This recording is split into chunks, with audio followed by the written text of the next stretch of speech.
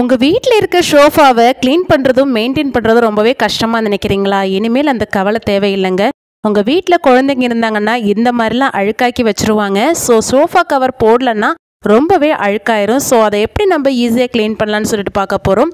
அது கூடவே நிறைய டிப்ஸ் ஷேர் பண்ணியிருக்கேன். நம்ம வீடை எப்படி சுத்தமாக க்ளீன் பண்ணுறதுன்னு ஷேர் பண்ணியிருக்கேன். இந்த வீடியோ ஸ்கிப் பண்ணாமல் பாருங்கள். இப்போ ஃபஸ்ட்டு சோஃபாவை க்ளீன் பண்ணுறதுக்கு ஒரு பாத்திரத்தில் சூடு தண்ணி எடுத்திருக்கேன். சூடு தண்ணி கொஞ்சம் நல்ல சூடாக இருக்கணும்னு தேவையில்லை, கொஞ்சம் சூடு இருந்தால் போதும். இந்த மாதிரி சூடான தண்ணியில் நம்ம கொஞ்சமாக பேக்கிங் சோடா சேர்த்துக்கலாம். ஒரு 1லேருந்து 1.5 டேபிள் ஸ்பூன் சேர்த்துக்கோங்க. நெக்ஸ்ட் இதில் பார்த்தீங்கன்னா நம்ம 3 கற்பூரம் சேர்த்துக்கலாம். இந்த கற்பூரம் எதுக்கு சேர்க்குறோம் அப்படின்னா, சோஃபாலெலாம் பார்த்தீங்கன்னா எறும்போட தொல்லைகள் இருக்கும். அது நம்மளுக்கு கிளியர் பண்ணுறதுக்காக இந்த கற்பூரம் சேர்த்துக்கலாம். கொஞ்சமாக வினிகர் சேர்த்துக்கலாம். அதுக்கப்புறம் இதில் கொஞ்சமாக நம்ம ஷாம்பு சேர்த்துக்கலாம். நீங்கள் என்ன ஷாம்பு வேணால் சேர்த்துக்கோங்க. அதில் ஒரு 1 டேபிள் ஸ்பூன் சேர்த்துக்கோங்க. இது எல்லாத்தையும் நம்ம மொத்தமாக சேர்த்து மிக்ஸ் பண்ணிடலாம். அவ்வளோதான், நம்மளோட சொல்யூஷன் சூப்பராகவே ப்ரிப்பேர் பண்ணியாச்சு. இந்த லிக்விடை வச்சு தான் நம்ம சோஃபாவை க்ளீன் பண்ண போகிறோம். அது எப்படி க்ளீன் பண்ண போகிறோம் அப்படின்னா, இந்த மாதிரி ஒரு டவல் எடுத்துக்கோங்க. இந்த மாதிரி நம்ம டர்க்கி மாதிரி உள்ள டவல், இல்லைனா நீங்கள் மைக்ரோ ஃபைபர் கிளாத்தில் உள்ள டவல் எது வேணால் எடுத்துக்கோங்க. இதை எடுத்து நம்ம முக்கி வச்சுக்கலாம். ஒரு 2 நிமிஷம் முக்கி வச்சுட்டு நல்லா புழிஞ்சு எடுத்துக்கோங்க. இந்த டர்க்கியை புழிஞ்சு நம்ம ஸ்ட்ரைட்டாக போய் துடைக்க போகிறதில்ல. அது எப்படி நம்ம ஈஸியாக க்ளீன் பண்ணலான்னு சொல்லிட்டு பார்க்கலாம். அதுக்கு ஃபஸ்ட்டு இந்த டர்க்கியை விரிச்சுக்கோங்க. இந்த டர்க்கியில் ஏதாவது கற்பூரத்தோட பொடி இருக்கும், அது இருந்ததுன்னா நல்லா உதறி எடுத்துக்கோங்க. எடுத்துகிட்டு இந்த மாதிரி நம்மளோட குக்கரோட மூடியை இதில் வச்சு நடுவில் வச்சுட்டு கெட்டிக்கலாம்.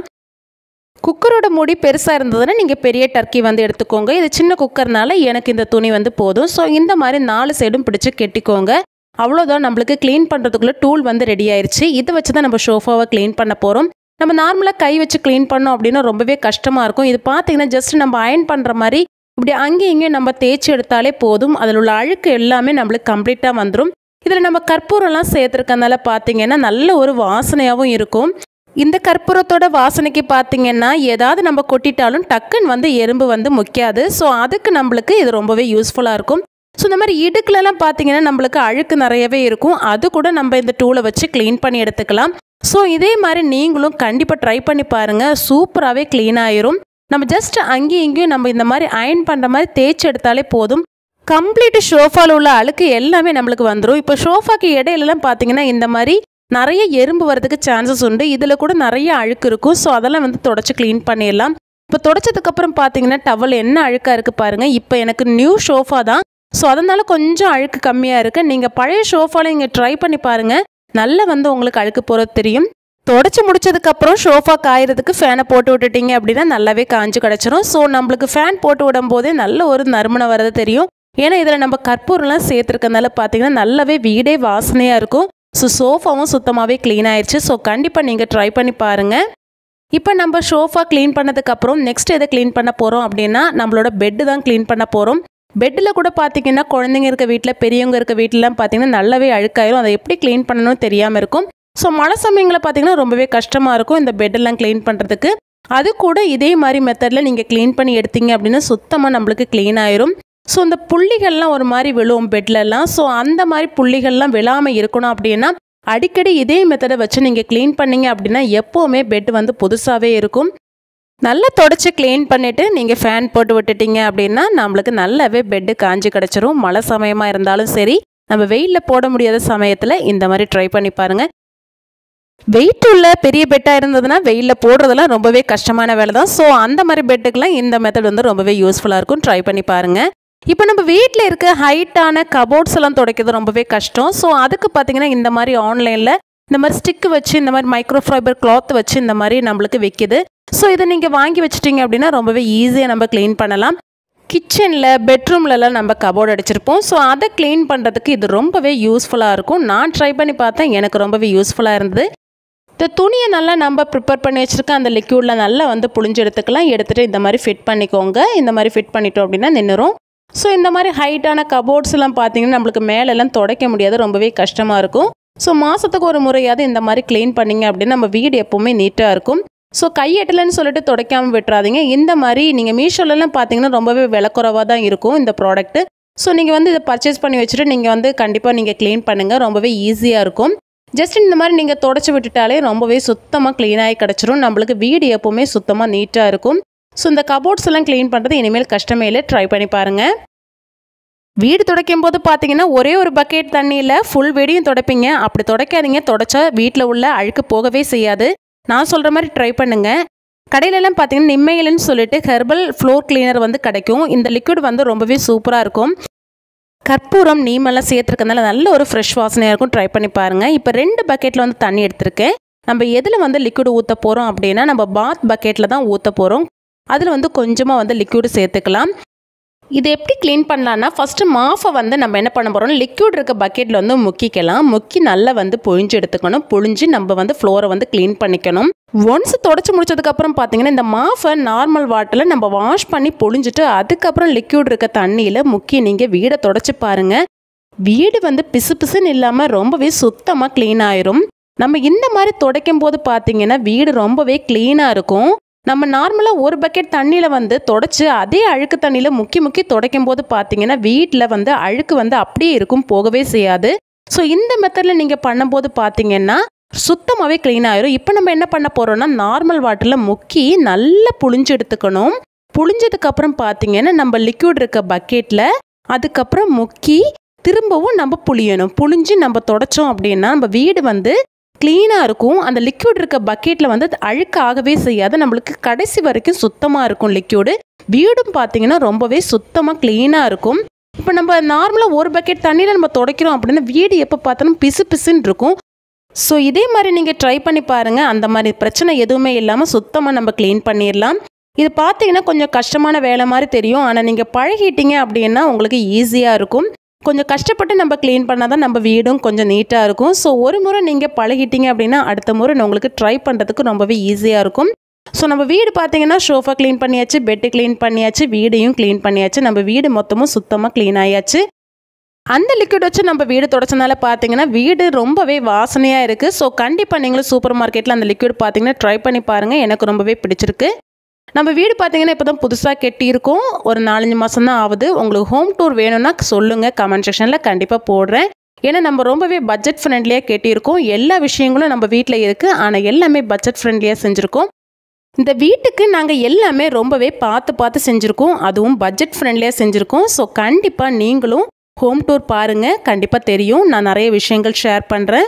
ஸோ இப்போ நம்ம வீடெல்லாம் க்ளீன் பண்ணியாச்சு. நெக்ஸ்ட்டு நம்ம கிச்சனை எப்படி க்ளீன் பண்ணலான்னு சொல்லிட்டு பார்க்கலாம். அதுக்கும் இந்த லிக்விட் தான் நம்ம யூஸ் பண்ண போகிறோம். இந்த லிக்விடை நம்ம ஒரு தண்ணியில் கலக்கி வச்சிட்டோம் அப்படின்னா நம்மளுக்கு கிச்சன் க்ளீன் பண்ணுறதுக்கு ரொம்பவே ஈஸியாக இருக்கும்.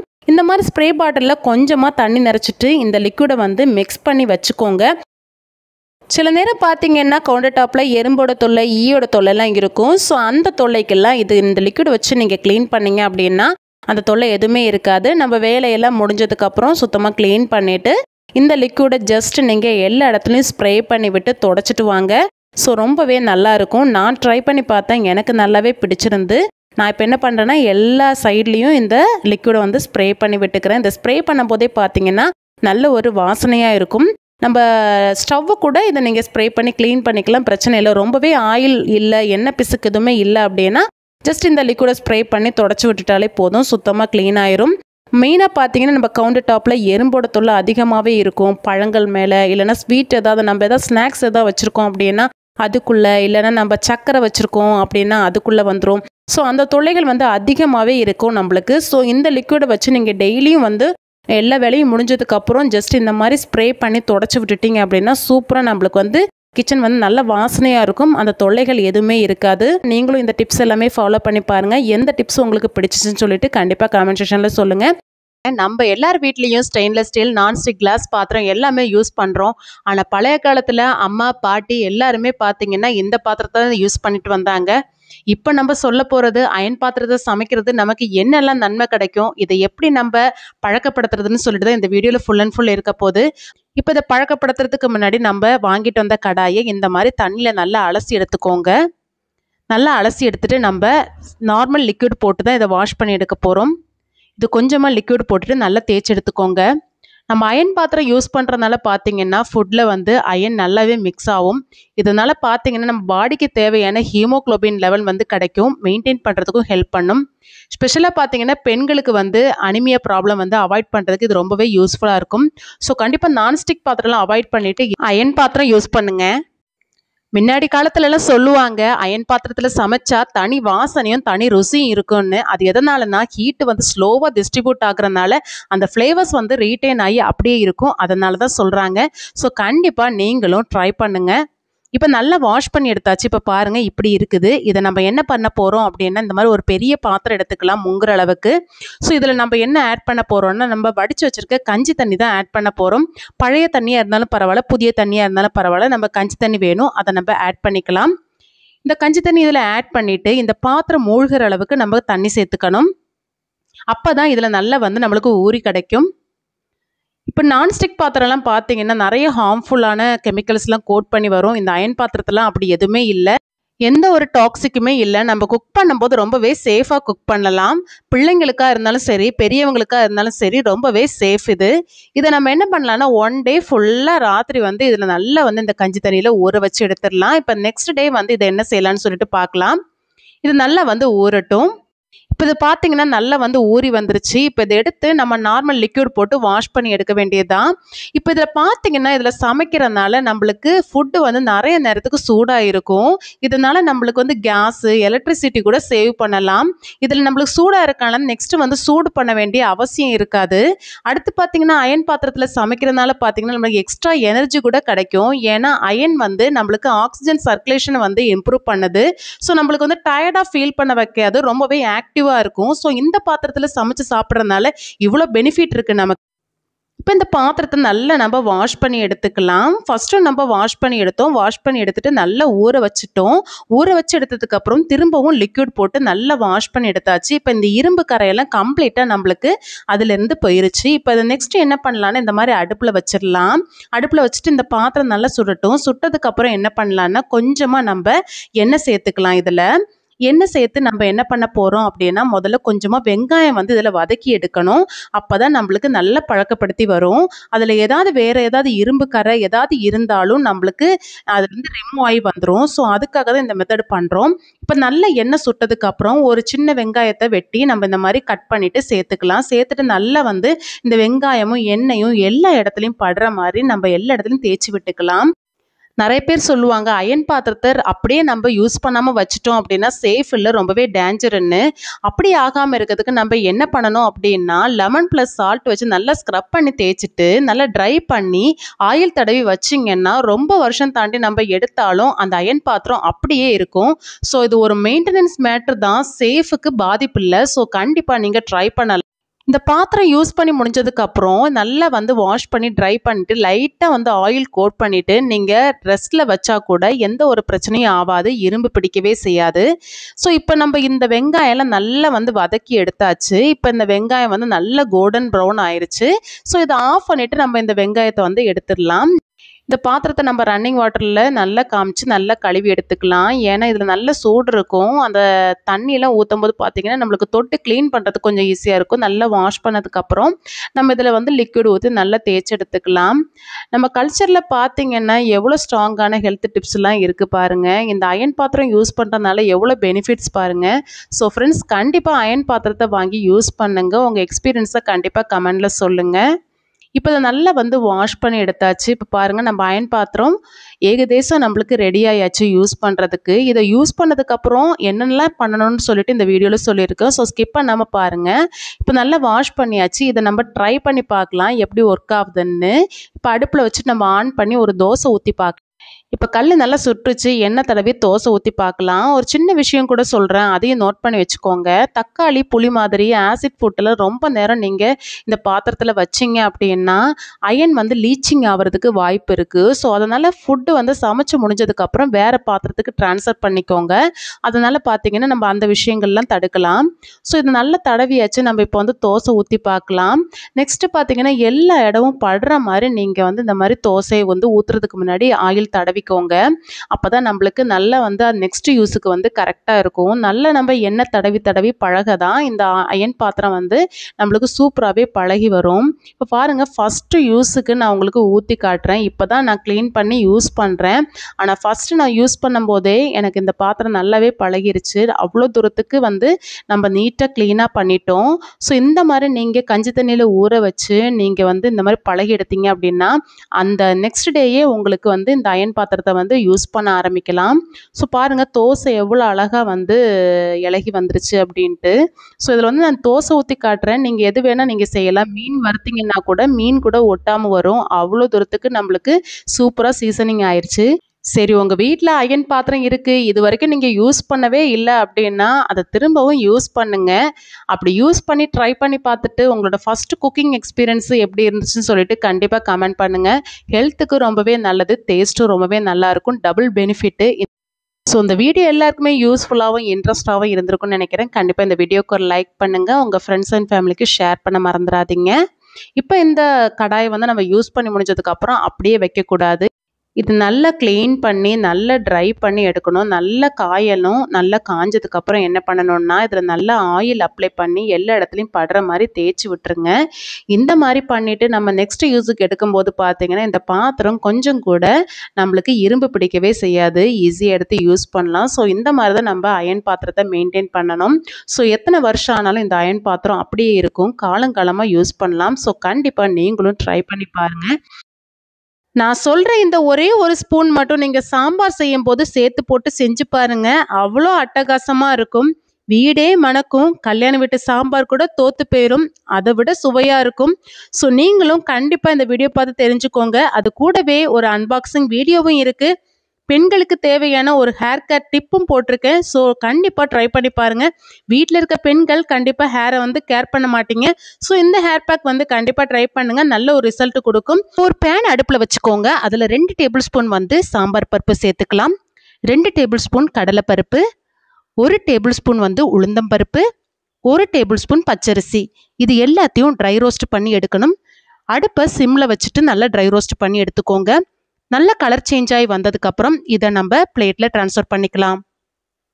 நெக்ஸ்ட் இதே பேனில் 1 டேபிள் ஸ்பூன் ஜீரகம், 1/2 டீஸ்பூன் மிளகு, 1/2 டீஸ்பூன் வெந்தயம், 1/2 டீஸ்பூன் கடுகு, இதையும் சிம்மில் வச்சு நல்லா ட்ரை ரோஸ்ட் பண்ணி எடுத்துக்கோங்க. இப்போ பாருங்கள் கடுகு நல்லா பொட்டி வந்துருச்சு. இப்போ நம்ம ட்ரான்ஸ்ஃபர் பண்ணிக்கலாம். நெக்ஸ்ட் இதே பேனில் 4 டேபிள் ஸ்பூன் வந்து மல்லி விதை எடுத்திருக்கேன், 5 காஞ்ச மிளகாய், கொஞ்சமாக கருவேப்பிலை, இதையும் நல்லா சிம்மில் வச்சு நல்லா ட்ரை ரோஸ்ட் பண்ணி எடுத்துக்கோங்க. இப்போ கலர் சேஞ்ச் ஆகி இந்த கருவேப்பிலை வந்து நல்லா உடையிற மாதிரி வரும். இந்த பக்குவம் கரெக்டாக இருக்கும். இப்போ ட்ரான்ஸ்ஃபர் பண்ணிக்கலாம். இப்போ இது எல்லாத்தையும் நம்ம ஆற வச்சிடலாம். இது எல்லாத்தையும் ஆற வச்சு நம்ம பொடிக்கணும். பொடிக்கிறதுக்கு நம்ம மிக்ஸி ஜாரில் கொஞ்சம் கூட ஈரம் இருக்கக்கூடாது. நம்ம என்ன தான் டவல் வச்சு தொடச்சாலும் உள்ள ஈரம் இருக்க தான் செய்யும். அதை எப்படி வந்து மாற்றலான்னு சொல்லிட்டு ஒரு சின்ன டிப் சொல்கிறேன், கண்டிப்பாக ஃபாலோ பண்ணிக்கோங்க மசாலா அரைக்கிறதுக்கு முன்னாடி. இப்போ நல்லா வந்து தொடச்செடுத்தாச்சு. இப்போ பாருங்கள் இதை நம்ம என்ன பண்ண போகிறோன்னா மிக்சியில் வச்சு ப்ளைனாக நம்ம ஓட்ட போகிறோம். உள்ளே எதுவுமே நம்ம சேர்க்கல, எம்டியாக தான் ஓட்ட போகிறோம். இப்படி ஓட்டுறதுனால பார்த்தீங்கன்னா நம்ம மிக்ஸி ஜாருக்குள்ளே ஏதாவது தண்ணி இருந்ததுன்னா அது அப்படியே வெளியே வந்துடும். இப்போ காட்டுறோம் பாருங்கள் எவ்வளோ தண்ணி வந்து வெளியே வந்திருக்குன்னு பாருங்கள்.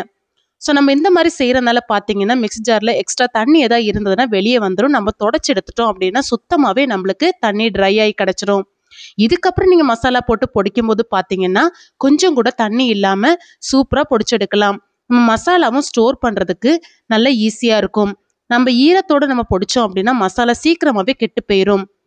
ஸோ இப்போ இதில் என்ன பண்ணலாம் அப்படின்னா கொஞ்சமாக 1 டேபிள் ஸ்பூன் வந்து மஞ்சத்தூள், 1 டேபிள் ஸ்பூன் பெருங்காயம், கொஞ்சமாக கல்லுப்பு சேர்த்து இந்த மாதிரி பொடிச்செடுத்துக்கோங்க. இந்த மாதிரி ஃபைனாக பொடிச்செடுத்துக்கோங்க. நம்மளோட சாம்பார் பொடி ரெடி ஆயிடுச்சு. இதை நம்ம எப்படி யூஸ் பண்ணலான்னு சொல்லிட்டு பார்க்கலாம். காய் நல்லா வெந்ததுக்கப்புறம் ஒரு 2 டேபிள் ஸ்பூன் வந்து இந்த பொடிச்ச பொடியை சேர்த்துக்கோங்க. அதுக்கப்புறம் நம்ம நார்மலாக எப்படி சாம்பார் வைப்போமோ அதே மாதிரி வச்சிடலாம். இப்போ 2 டேபிள் ஸ்பூன் சேர்த்ததுக்கப்புறம் கொஞ்சமாக நான் குழம்பு மிளகாத்தூள் சேர்த்துக்கிறேன். ஒரு 1½ டேபிள் ஸ்பூன் வந்து குழம்பு மிளகாத்தூள் சேர்த்துக்கணும். இந்த குழம்பு மிளகாத்தூளும் இந்த சாம்பார் பொடியும் சேர்த்து நல்லா வந்து மிக்ஸ் பண்ணி விட்டுக்கோங்க. அதுக்கப்புறம் நம்ம சாம்பாருக்கு பருப்பு வேக வச்சுருப்போம், அந்த பருப்பையும் இதில் சேர்த்துக்கலாம். நார்மலாக எப்படி சாம்பார் வைப்போமோ நெக்ஸ்ட் அதே மாதிரி வச்சுக்கலாம். புளி கரைச்சி ஊற்றி மல்லி இலை எல்லாமே போட்டு நம்ம இந்த சாம்பாரை கூட்டிக்கலாம். நெக்ஸ்ட்டு இந்த சாம்பாருக்கு ஒரு தாளிப்பு கொடுத்துக்கலாம். அதுக்கு கண்டிப்பாக சின்ன வெங்காயம் சேர்த்து தாளிச்சுக்கோங்க. கடுகு, சின்ன வெங்காயம், கருவேப்பிலை, காஞ்ச மிளகாய் எல்லாத்தையும் சேர்த்து நல்லா இந்த மாதிரி ப்ரௌன் ஆனதுக்கப்புறம் நம்மளோட சாம்பாரில் ஃபைனலாக நீங்கள் சேர்த்து விட்டுட்டீங்க அப்படின்னா சூப்பராகவே நம்மளுக்கு சாம்பார் ரெடி ஆயிரும். ஸோ இந்த சாம்பாரை கண்டிப்பாக நீங்கள் ட்ரை பண்ணி பாருங்கள், ரொம்பவே சூப்பராக இருக்கும், வீடே மணக்கும். ஸோ நெக்ஸ்ட்டு பார்த்தீங்கன்னா ஒரு அன்பாக்சிங் வீடியோ தான் பார்க்க போகிறோம்.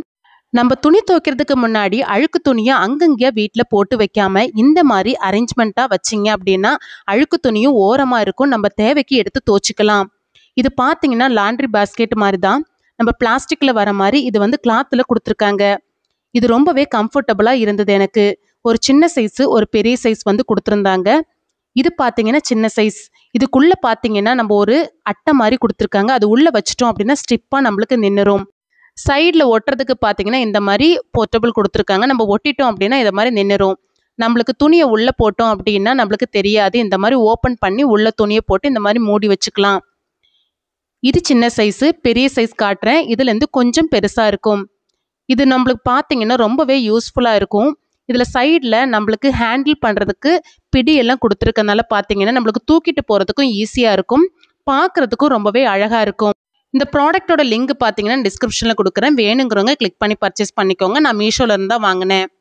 நெக்ஸ்ட் நம்ம பார்க்க போகிறது பார்த்தீங்கன்னா ஒரு ஹேர் பேக் தான். இதுக்கு மெயினாக நம்மளுக்கு தேவை பார்த்தீங்கன்னா செம்பருத்தி பூ தான். எனக்கு கொஞ்சமாக கம்மியாக ஹேர் இருக்கனால நான் 2 செம்பருத்தி பூ வந்து எடுத்திருக்கேன். இந்த மாதிரி பின்னாடி இருக்க அந்த க்ரீன் கலர் ஏரியாவை எடுத்துட்டு நம்ம அப்படியே வந்து சேர்த்துக்கலாம். இப்போ இதில் பார்த்தீங்கன்னா நான் வெந்தயம் வந்து ஊற வச்சு வச்சுருக்கேன் முந்தின நாளே. அதை நான் தண்ணியோடய சேர்த்துக்கிறேன். ஒரு 2 டேபிள் ஸ்பூன் வெந்தயம் வந்து ஊற வச்சு வச்சுருந்தேன். நெக்ஸ்ட் இதில் என்ன சேர்க்க போகிறோம் அப்படின்னா கற்றாழை தான் சேர்க்க போகிறோம். கற்றாழை பார்த்தீங்கன்னா நம்மளுக்கு முடிக்கு நல்ல ஒரு ஷைனிங்னஸ் கொடுக்கும். ஸோ இதை சைடில் இருக்க முள்ளெல்லாம் பார்த்தீங்கன்னா இந்த மாதிரி வெட்டி எடுத்துக்கோங்க. இந்த மாதிரி வெட்டி எடுக்கிறதுனால பார்த்தீங்கன்னா நம்மளுக்கு ஈஸியாக எடுக்கலாம். எனக்கு இப்போ பார்த்தீங்கன்னா ஒரு பாதி போதும். ஸோ அதனால் பாதியை நான் வந்து எடுத்துக்கிறேன். உங்களுக்கு ஹேர் எவ்வளோ இருக்கோ அதுக்கு தகுந்த மாதிரி நீங்கள் எடுத்துக்கோங்க. எனக்கு ரொம்பவே கம்மியான ஹேர்னால நான் சின்ன குவான்டிட்டி வந்து எடுக்கிறேன்.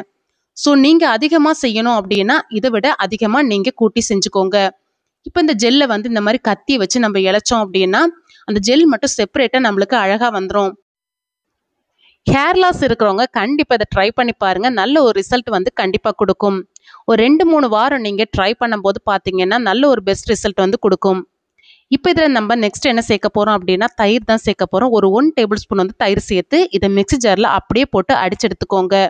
இதில் தண்ணி எதுவுமே சேர்க்க வேண்டிய அவசியம் இல்லை. இப்போ பாருங்கள் ஒரு பிங்கிஷ் கலரில் சூப்பராக நம்மளுக்கு ஒரு பேக் வந்து ரெடி ஆயிடுச்சு. இதை நம்ம ட்ரான்ஸ்ஃபர் பண்ணிக்கலாம். இதில் நம்ம வெந்தயத்தில் ஊற வச்ச தண்ணி இருந்தது. நெக்ஸ்ட்டு தயிர்லாம் சேர்த்துருக்கனால தண்ணி எதுவுமே சேர்க்க வேண்டாம்.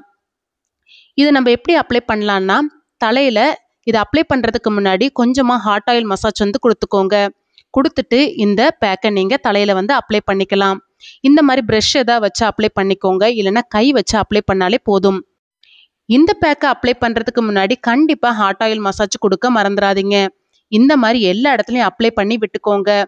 இந்த மாதிரி அப்ளை பண்ணிவிட்டு ஒரு 1/2 an hour நீங்கள் அப்படியே விட்டுருங்க. இதை நம்ம பிளெயின் வாட்டரில் வாஷ் பண்ணி எடுத்தாலே போதும். ஷாம்பு எதுவும் தேய்க்கணும்னு அவசியமே இல்லை. இது பார்த்தீங்கன்னா நம்ம எல்லாமே பேஸ்ட்டாக தான் நம்ம எடுத்திருக்கோம். ஸோ இதனால் பார்த்தீங்கன்னா நம்ம தலையில் அங்கங்கே ஒட்டி இருக்குன்ற கவலையே இல்லை. நம்மளுக்கு ஷாம்பு யூஸ் பண்ணவே வேண்டாம். எல்லா இடத்துலையும் வேர்க்கால்கள்லாம் படுற மாதிரி நல்லா தேய்ச்சி அப்ளை பண்ணி விட்டுக்கோங்க.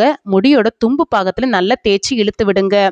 இந்த மாதிரி தேய்க்கிறதுனால பார்த்தீங்கன்னா நம்மளுக்கு கண்டிஷ்னர் போட்ட ஃபீல் நல்லாவே கொடுக்கும். ஷாம்பு கண்டிஷ்னர் எதுவுமே தேய்க்க வேண்டிய அவசியமே இல்லை. வாரத்தில் 2 முறை இதை தேய்ச்சிட்டு வாங்க. கண்டிப்பாக ஒரு நல்ல ரிசல்ட் வந்து கொடுக்கும். இதை நல்லா தேய்ச்சிட்டு அப்ளை பண்ணி அப்படியே ஒரு 1/2 an hour தலையில் வந்து விட்டுருங்க. விட்டுட்டு நல்லா ஊற வச்சு எடுத்துக்கோங்க. அதுக்கப்புறம் ஜஸ்ட் நம்ம பிளைன் வாட்டரில் வாஷ் பண்ணி எடுத்தாலே நல்ல ஒரு ரிசல்ட் கொடுக்கறது உங்களுக்கு தெரியும். தேய்க்கிற அன்னைக்கே பார்த்தீங்கன்னா நம்மளுக்கு நல்ல ஒரு ரிசல்ட் கொடுக்க வாய்ப்பு இருக்குது. ஏன்னா நம்ம தலை குளிக்கும் போது பார்த்தீங்கன்னா ஷாம்பு தேய்க்கும் போது நிறைய வந்து முடி கொட்டும். ஆனால் இந்த பேக்கை போட்டுட்டு நீங்கள் நல்லா ஊற வச்சுட்டு வாஷ் பண்ணி பாருங்கள், ஒரு முடி கூட கொட்டாது. இப்போல்லாம் பார்த்தீங்கன்னா கிச்சனில் மாடலர் கிச்சன் தான் வைக்கிறாங்க. ஸ்டவ்வெல்லாம் இந்த மாதிரி ஸ்டவ் தான் வாங்கி வைக்கிறாங்க. இந்த ஹோபெல்லாம் நம்ம வாங்கி வச்சோம் அப்படின்னா மெயின்டைன் பண்ணுறது ரொம்பவே கஷ்டம். ஸோ அதை எப்படி ஈஸியாக மாற்றலான்னு சொல்லிட்டு தான் இந்த வீடியோவில் பார்க்க போகிறோம். அடிக்கடி பார்த்தீங்கன்னா இந்த ஃப்ளேம் வந்து எரியாமல் இந்த மாதிரி அடைச்சிக்கும். ஸோ பார்த்தீங்கன்னா இந்த 2 அடுப்புக்குள்ள டிஃப்ரென்ஸ் உங்களுக்கு தெரியும் எவ்வளோ அடைச்சிருக்குன்னு. ஸோ இதை எல்லாத்தையும் நம்ம க்ளீன் பண்ண போகிறோம். இந்த ஸ்டவ் வந்து எப்படி ஆயிருக்குன்னு பாருங்கள். கிட்டத்தட்ட ஒரு 2 weeks 3 weeks தான் நான் க்ளீன் பண்ணாமல் வச்சுருந்துருப்பேன். ஸோ அதனால தான் இப்படி ஆயிருக்கு. ஸோ இதை வந்து நான் இப்படி வந்து சேஞ்ச் பண்ணி க்ளீன் பண்ணியிருக்கேன். ஸோ இது எல்லாமே நான் வந்து எக்ஸ்பிளைன் பண்ணியிருக்கேன். இந்த வீடியோ ஃபுல்லாக ஸ்கிப் பண்ணாமல் பாருங்கள். இப்போ பாருங்கள் ஃபஸ்ட்டு அடுப்பு எரிஞ்சிட்டு இருந்ததுக்கும் இப்போவும் நல்லாவே டிஃப்ரென்ஸ் தெரியும். ஸோ அவ்வளோ தூரத்துக்கு அடைப்பு இருந்து அதை கிளியர் பண்ணலான்னு சொல்லிட்டு சொல்லியிருக்கேன். இந்த ஸ்டவ்வில் பார்த்தீங்கன்னா பிரேஸ் இருக்க பாகம் பார்த்தீங்கன்னா நல்லாவே வந்து கரை பிடிச்சிருக்கு. ஸோ இந்த கரை வந்து என்ன தான் தேய்ச்சாலும் போகாது. அது எப்படி ஈஸியாக நம்ம ரிமூவ் பண்ணலான்னு சொல்லிட்டு பார்க்கலாம். ஸோ இதில் பார்த்தீங்கன்னா ஃப்ளேமும் வந்து ரொம்பவே கம்மியாக தான் எரியுது. எனக்கு இது வாங்கி ஒரு 2 months தான் ஒர்க் பண்ணியிருப்பேன். அதுக்குள்ளேயே எனக்கு அடைச்சிருச்சு. ஸோ இந்த ப்ராப்ளம் வந்து எல்லாருமே ஃபேஸ் பண்ணுவீங்க. அதை எப்படி கிளியர் பண்ணலான்னு சொல்லிட்டு பார்க்கலாம். ஒரு சின்ன டூல் நம்ம ரெடி பண்ணிட்டோம் அப்படின்னா மாதம் நம்ம இப்படியே க்ளீன் பண்ணிகிட்டு இருந்தோம்னா இந்த பிரச்சனை எதுவுமே வராது. அது இந்த வீடியோவில் ஃபுல்லாக சொல்லியிருக்கேன். ஸோ பாருங்கள். ஃபஸ்ட்டு நம்ம இந்த பர்னர்லாம் க்ளீன் பண்ணிக்கலாம். பர்னர் ரிமூவ் பண்ணிக்கலாம். அதுக்கப்புறம் அந்த பிரேஸ் ஐட்டமும் செப்பரேட்டாக நம்ம க்ளீன் பண்ணிக்கலாம். இது ஒவ்வொன்றுத்துக்கும் நான் க்ளீனிங் சொல்யூஷன் ரெடி பண்ணியிருக்கேன். அது எப்படிங்கிறதும் பார்த்துக்கோங்க. ஸோ அது வந்து நம்ம மாதத்துக்கு ஒருக்க இந்த மாதிரி க்ளீன் பண்ணும்போது பார்த்தீங்கன்னா எந்த ஒரு அடைப்பும் வராது. இப்போ பாருங்கள் உள்ளே எவ்வளோ வந்து எண்ணெய் பிசுக்காக இருக்குன்ட்டு. ஸோ இந்த மாதிரி இருந்தாலே நம்மளுக்கு ஃப்ளேம் வந்து கரெக்டாக எரியாது. அந்த பர்னரையும் க்ளீன் பண்ணணும். நம்ம காஃபி போடும்போது காஃபி வந்து கீழே வந்து பொங்கிரும். அதே மாதிரி நம்ம சோறு வடிக்கிற தண்ணி, கஞ்சி தண்ணி அது கொட்டுறது. அது மட்டும் இல்லாமல் நிறைய ஃப்ரை ஐட்டம்ஸ் பண்ணுவோம். அதனுடைய எண்ணெய் பிசுக்கு எல்லாமே சேர்ந்து இதில் இருக்கும். ஸோ இதை எப்படி ஈஸியாக க்ளீன் பண்ணலான்னு சொல்லிட்டு பார்க்கலாம். உங்களுக்கு பார்த்தாலே தெரியும் ஒரு விடாப்பிடியான கரை மாதிரி தெரியுது. ஆனால் ரொம்பவே ஈஸியாக க்ளீன் பண்ணிடலாம். அதுக்கு நான் என்ன பண்ணுறேன்னா கொஞ்சமாக வந்து புளி எடுத்துக்கிறேன். புளி தான் வந்து மெயின் இதில். இந்த புளி வந்து ஒரு லெமன் சைஸ் வந்து அளவு எடுத்துக்கோங்க. நம்ம இதை எடுத்து நம்ம என்ன பண்ண போகிறோன்னா ஊற வைக்க போகிறோம். நார்மலாகவே பிரேஸ் க்ளீன் பண்ணுறதுக்கு புளி வந்து ஒரு மெயின் ரோலு. ஸோ புளி தான் இதில் வந்து மெயினாக வந்து ஒர்க் ஆக போகுது. ஸோ அதுக்கு நம்ம ஒரு பவுலில் இதை சேர்த்துக்கலாம். சேர்த்துட்டு தண்ணி ஊற்றி இதை வந்து நல்லா ஊற வைக்கணும். ஸோ இது ஊறினா தான் அதில் உள்ள எசன்ஸ் எல்லாம் நம்மளுக்கு நல்லா இறங்கி வரும். ஸோ அதனால் இந்த மாதிரி நல்லா பிசைஞ்சு விட்டுக்கோங்க. பிசைஞ்சு நல்லா ஊற வைங்க. நெக்ஸ்ட்டு நம்ம பர்னர் க்ளீன் பண்ணுறதுக்கு ஒரு சின்ன சொல்யூஷன் வந்து ப்ரிப்பேர் பண்ணிக்கலாம். அது ஊறுற சமயத்தில் கொஞ்சமாக வந்து பேக்கிங் சோடா வந்து சேர்த்துக்கிறேன். ஒரு 1லேருந்து ஒரு 1.5 டேபிள் ஸ்பூன் வந்து சேர்த்துக்கோங்க. ஸோ அதுக்கப்புறம் இதில் என்ன சேர்க்க போகிறோம் அப்படின்னா வினிகர் தான் சேர்க்க போகிறோம். வினிகரும் அந்த சோடா பொடியும் சேர்க்கும் போது நல்ல ஒரு ரியாக்ஷன் நடக்கிற தெரியும். ஸோ அதுக்கப்புறம் ஒரு பாதி லெமன் வந்து புழிஞ்சு ஊற்றிக்கலாம். இந்த சொல்யூஷனில் கொஞ்சமாக வந்து தண்ணி சேர்த்துக்கணும். ஸோ இது நம்ம எவ்வளோ தூரத்துக்கு மூழ்கிற அளவுக்கு தண்ணி ஊற்றுறோமோ அவ்வளோ தூரத்துக்கு நல்லா ஊறி கிடைக்கும். ஃபஸ்ட் இந்த சொல்யூஷனில் இந்த பர்னர்லாம் போட்டு நல்லா வந்து முக்கி எடுத்துக்கோங்க. இப்போ இதில் பார்த்தீங்கன்னா முங்காது.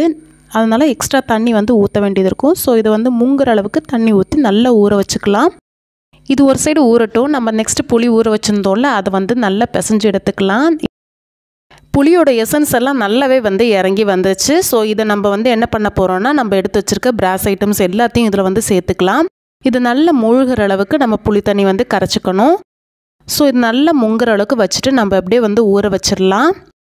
இது ஊறுற சமயத்தில் நெக்ஸ்ட் இந்த பர்னரோட அந்த ஹோல்ஸ்லலாம் பார்த்தீங்கன்னா நம்ம ஃபுட் ஐட்டம்ஸ் எல்லாம் பொங்குறதெல்லாம் வந்து போய் அடைச்சிக்கும்.